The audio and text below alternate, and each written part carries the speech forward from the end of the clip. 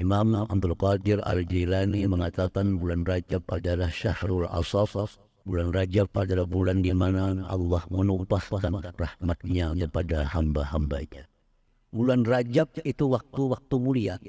Oleh karena sangat mulianya bulan Rajab, para ulama ahli tafsir sepakat bahwa pelajaran kepada kita setiap kali kita menemui masalah, setiap kali kita menemui perkara-perkara sulit, ada masalah ini, ada masalah itu, masalah anak, masalah bini, masalah laki, masalah tetangga, masalah usaha, masalah hutang, macam-macam masalah kita hidup yang kita hadapi. Dalam keadaan susah, keadaan genting, di saat kita menerima ancaman, di saat kita menerima himpitan, kalimat yang paling banyak kita sebut mestinya. Apapun masalah yang kita hadapi, ada beberapa kalimat yang sangat ampuh pun. Ini disampaikan oleh Nabi bahwa orang-orang yang suka baca kalimat itu akan ditolong, akan dibantu oleh Allah Subhanahu wa Ta'ala mengatasi segala macam masalahnya.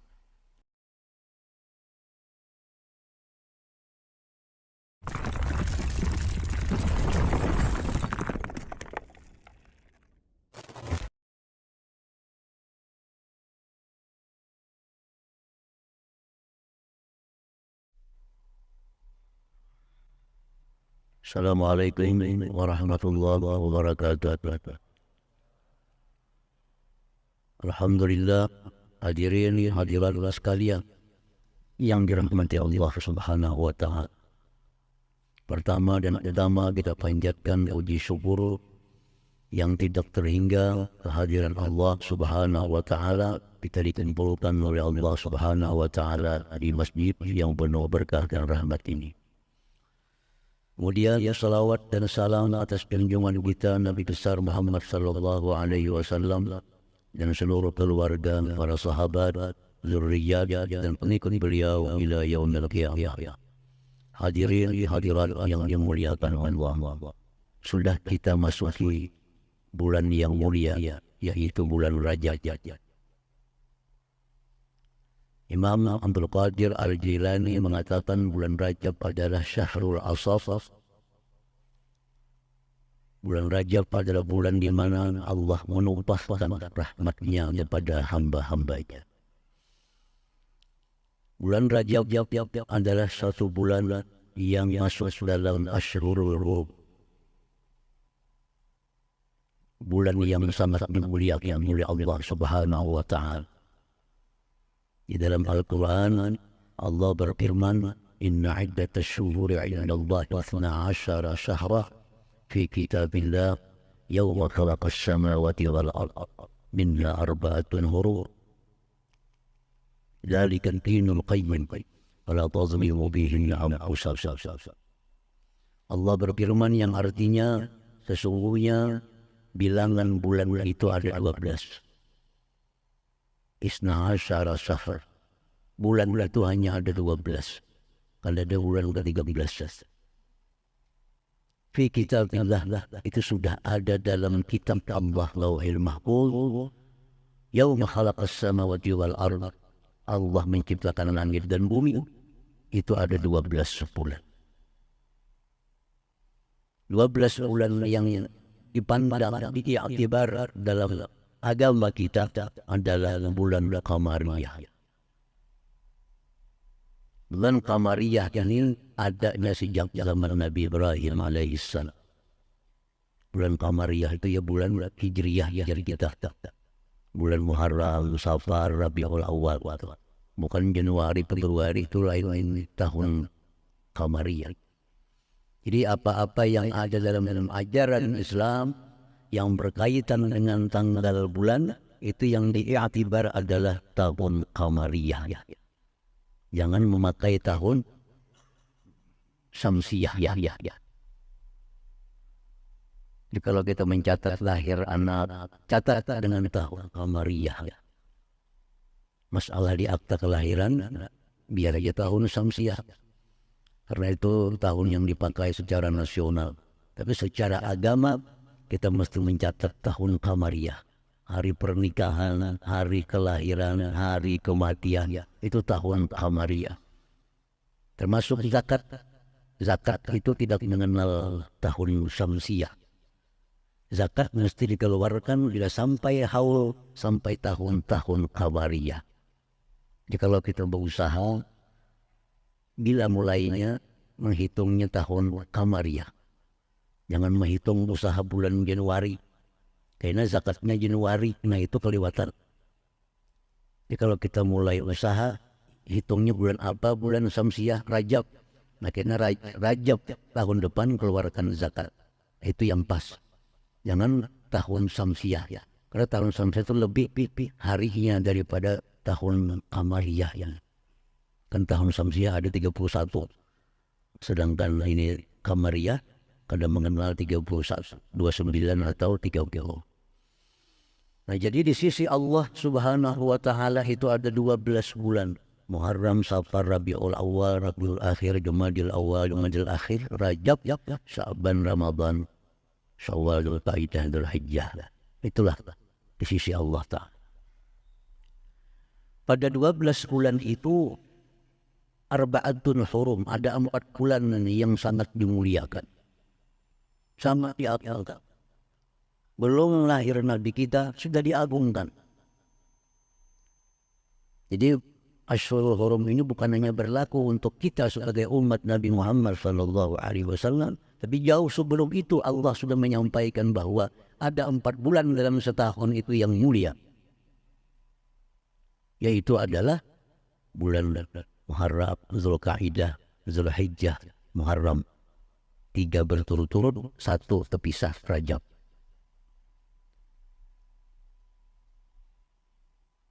Dzalika dinul qayyim, itulah agama yang lurus. Fala tazlimu bihinna anfusakum.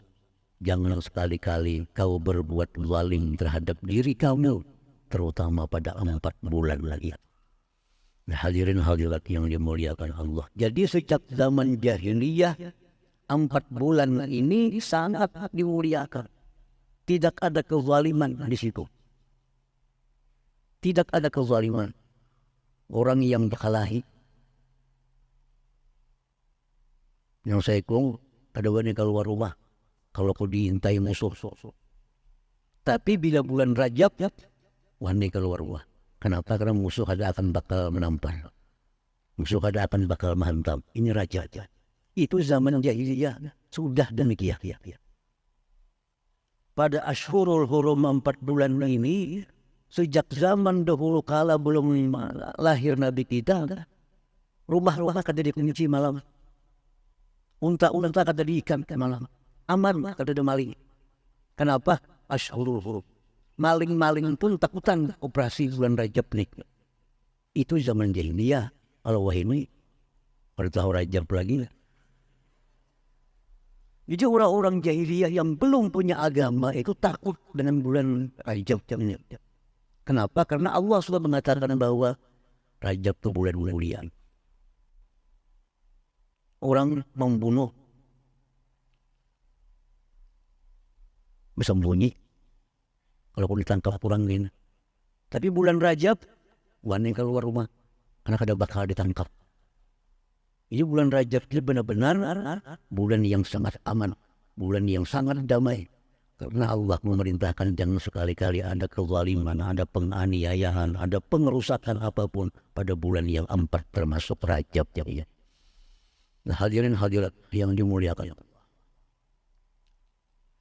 Oleh karena sangat mulianya bulan Rajab, para ulama ahli tafsir sepakat bahwa segala amal kebaikan yang dilakukan oleh hamba pada bulan Rajab ini digandakan pahalanya oleh Allah Subhanahu wa Ta'ala karena bulan yang mulia. Pahala perbuatan taat yang kita lakukan di bulan Rajab itu dilipat gandakan pahalanya lebih daripada bulan yang sebelumnya, Jumadil Akhir, bulan Jumadil Awal. Dan pula perbuatan-perbuatan maksiat yang dilakukan pada bulan Rajab ini atau bulan-bulan haram lainnya itu pun dilipat gandakan pula dosa. Sebagaimana tanah haram, demikian pula bulan haram. Tanah haram Mekah itu amal ibadah kita dilipat gandakan Allah pahalanya. Tetapi dosa maksiat yang dilakukan di tanah haram sama dilipat gandakan pula hukuman. Hadirin hadirat yang dimuliakan Allah. Imam Al-Ghazali rahimahullah berkata, "Iza ahabballahu 'abdan istahmalahu fil awqatil fadilah li fawadibil a'mal wa iza makkatahu istahmalahu fil awqatil fadilah bi sayyidil a'mal." Ujar Imam Ghazali rahimahullah, apabila Allah mencintai seorang hamba, bila Allah sayang dengan hamba, maka si hamba ini Allah amalkan dia di waktu-waktu yang mulia dengan amal-amal yang mulia. Artinya bila Allah itu sayang lawan seorang hamba, hamba ini diberi Allah hidayah, diberi Allah taufik untuk menggunakan masa-masa yang mulia dengan amal-amal yang saleh. Itu tanda Allah sayang. Bulan Rajab, bulan mulia. Bila Allah sayang dengan kita, Allah berikan kita taufik hidayah untuk selalu beribadah kepada Allah lebih pada hari biasa. Hari Jumat itu hari yang mulia. Amal ibadah dilipat gandakan pada hari Jumat itu pahalanya. Bila Allah sayang dengan hamba, maka hamba ini akan bisa menjaga kemuliaan hari Jumat. Antara maghrib isya itu waktu yang mulia. Bila Allah sayang dengan seorang hamba, maka hamba ini akan bisa menjaga kehormatan kemuliaan waktu antara maghrib dan isya. Sulusul akhir, malam sepertiga akhir, itu malam saat malam yang mulia. Bila Allah sayang dengan hamba, maka hamba ini akan diberi taufik hidayah untuk memuliakan, meramaikan akhir malam itu dengan ibadah kepada Allah Subhanahu wa ta'ala. Nah sebaliknya kata Imam Ghazali, wa idza makkatahu, bila Allah murka seorang hamba, Allah kada sayang lawan hamba, maka hamba ini akan melakukan kejahatan-kejahatan, kesia-siaan pada waktu-waktu yang mulia. Malam Jumat, orang musinya baca Yasin, baca surah Kahfi, ini bercatur, ini main-main baju. Pada malam Jumat, itu tanda orang yang dimurkai oleh Allah. Hendak melihat orang-orang yang dikasihi, disayangi Allah, lihat pada waktu malam-malam mulia. Lihat waktu-waktu mulia. Antara maghrib isya itu waktu mulia. Malam Jumat itu waktu mulia. Bulan Rajab itu waktu-waktu mulia. Bila ada seorang manusia pada waktu itu meningkatkan ketaatannya kepada Allah, berarti ini orang yang dicintai oleh Allah. Tapi kalau ada hamba yang di waktu-waktu mulia, malam Jumat, antara maghrib isya, bulan Rajab, bulan Ramadan, kada peduli, tetap maksiat kepada Allah, tanda bahwa dia orang yang dimurkai oleh Allah Subhanahu wa ta'ala. Hadirin hadirat yang dimuliakan Allah. Jadi ini bulan Rajab adalah bulan kita bisa mengukur diri kita. Ini bulan Rajab, bulan yang mulia. Kita bisa mengetahui diri kita apakah termasuk orang yang dicintai oleh Allah. Apabila Rajab ini kita ada semacam semangat, ada semacam gairah untuk menambah ketaatan kepada Allah. Bila pada bulan Rajab ini ada semangat, ada gairah untuk meningkatkan ketakwaan kepada Allah. Bila bulan Rajab ini kita ada takut maksiat kepada Allah, berarti kita tergolong orang-orang yang dicintai oleh Allah Subhanahu wa ta'ala. Nah itu ukuran yang diberikan oleh Al-Imam Al-Ghazali rahimahullah.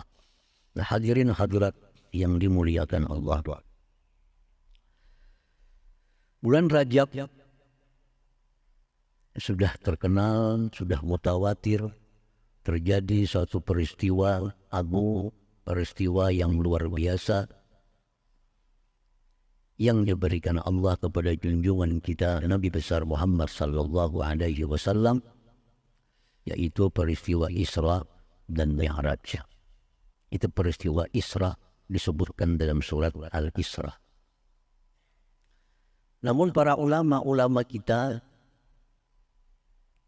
memandang pula apa yang terjadi sebelum peristiwa Isra dan apa yang terjadi sesudah peristiwa Isra. Karena sebelum dan sesudah itu sangat erat kaitannya dengan peristiwa Isra dan Mi'raj. Isra Mi'raj terjadi di bulan Rajab pada tahun yang disebut oleh sejarah sebagai Amul Huzun, tahunnya kesedihan. Isra Mi'raj ini terjadi kepada baginda kita Rasulullah sallallahu alaihi wasallam fi amil huzun, pada tahun duka cita. Apa duka citanya?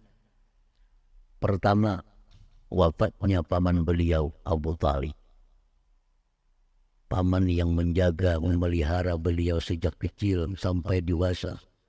Sehingga beliau ditakuti oleh orang-orang Quraisy karena ada perlindungan daripada seorang paman yang sangat disegani dan dihormati, yaitu Abu Thalib. Wafat Abu Thalib. Tidak berapa waktu wafat lagi istri tercinta Khadijah bintu Khuwailid. Ini perempuan yang selalu memberikan ketenangan, perempuan yang selalu memberikan kesejukan kepada Rasulullah Shallallahu Alaihi Wasallam. Masalah seberat apapun yang dihadapi Rasulullah SAW, kalau beliau balik ke rumah berkisah lawan Khadijah, selesai. Pada tahun itu wafat Khadijah. Beruntun Nabi kita wafat paman yang sangat disayangi, wafat lagi istri beliau yang sangat dicintai. Nah, kemudian setelah itu Rasulullah berangkat ke Taif menyampaikan dakwah, risalah, dengan harapan bisa diterima oleh orang-orang Taif. Ternyata kesampaian Nabi di sana bukan sambutan lembut yang diterima, tapi justru sebaliknya lemparan batu dari orang-orang Taif kepada junjungan kita Rasulullah SAW, sampai Nabi kita terluka dengan lemparan batu mereka. Nah, Nabi kita pulang ke Mekah setelah kesedihan demi kesedihan demi kesedihan. Pada tahun itulah Nabi kita diberi oleh Allah Subhanahu wa Ta'ala Isra dan Mi'raj, dijalankan dari Mekah ke Masjidil Aqsa, kemudian dinaikkan sampai ke Sidratul Muntaha, berjumpa dengan Allah Subhanahu wa Ta'ala. Nah, hadirin hadirat yang dimuliakan, para ulama mengambil intisari dari itu, bahwa dalam suasana kesedihan yang dialami Rasulullah dinaikkan bertemu dengan Allah. Nah, artinya apa? Bahwa pelajaran kepada kita, setiap kali kita menemui masalah, setiap kali kita menemui perkara-perkara sulit, kita hendaknya naik kepada Allah Subhanahu wa Ta'ala. Kita hendaknya lari kepada Allah Subhanahu wa Ta'ala.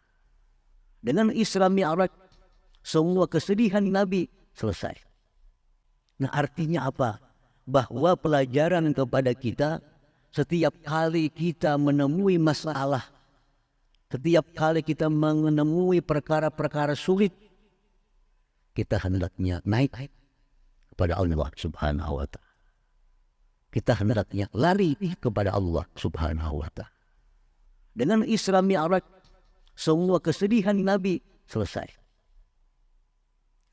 Nah, hendaknya, kata para ulama, pelajaran sebelum Isra Mi'raj itu kita terapkan dalam hidup kita. Ada masalah ini, ada masalah itu, masalah anak, masalah bini, masalah laki, masalah tetangga, masalah usaha, masalah hutang, macam-macam masalah kita hidup yang kita hadapi. Jalannya adalah fafirru ilallah, lari kepada Allah. Sebagaimana yang diajarkan Nabi Sallallahu Alaihi Wasallam, lari kepada Allah. Kita kembali kepada Allah. Ya Allah, hamba punya masalah. Ya Allah, hamba punya ini. Ya Allah, hamba kembali kepada Allah. Jangan sekali-kali asyikayah ila makhluk, mengadu kepada makhluk Allah Subhanahu wa Ta'ala. Karena kalau kita punya masalah, kita mengadu kepada makhluk, menambah masalah. Nambah masalah. Kita mengadu ke makhluk yang lain lagi, menambah berat masalah lagi. Karena orang yang kita adu ini pun banyak punya masalah. Kita masalah berhutang banyak. Melapor dari sana, kaya apa pun banyak. Kisi hutang, ya kakak apa pun banyak kayak hutang. Nah, masalah juga kakak. Karena kita mengadu kepada orang yang sama punya masalah. Jadi peristiwa Isra Mi'raj, begitu Nabi kita mengalami macam-macam masalah, beliau diangkat, dinaikkan kepada Allah Subhanahu wa Ta'ala. Artinya kita selalu kembali kepada Allah Subhanahu wa Ta'ala. Yang hadirin hadirat yang dimuliakan,